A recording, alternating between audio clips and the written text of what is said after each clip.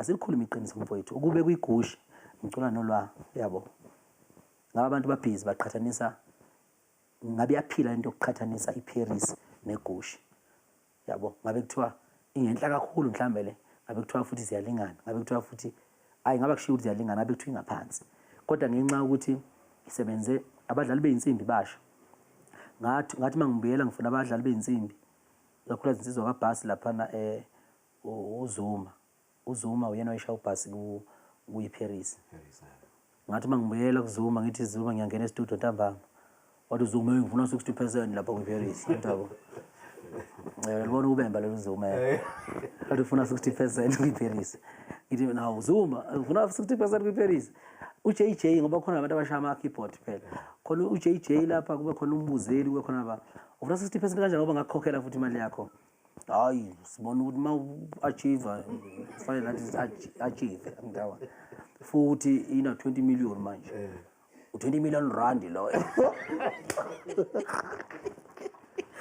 kutetsizwa lezishaya basket ithi 20 million views lapho 20 million rand lo mina futhi no 20 million rand nje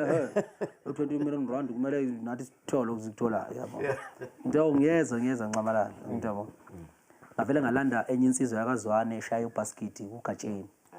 kuyibhodlela nje kagatsheni nengoma ethi uyumalume ubo yabo lapha ugatsheni ngona uyumalume ubo yabo lensizwa ngishaya ubasket lapho ngiyayithanda ithoni yayo ngaze ngidayi ngizomkhombisa lo Zuma ka 60% lona ukuthi ayikho lento ngawe wena Zuma wena ngiyabona lento ingami la yimi inkunzi la yabona uZuma lokho ngimtshela ngiyabuya kuwe ndoda khululeka wona Zuma yabo ngiyabuya yanginyanya nje la ikhona ayibona ijumpa ijumpa kwamanye ama video futhi iyangigcwalisela yabona isinabanye nje omasikade yabona ijumpa uZuma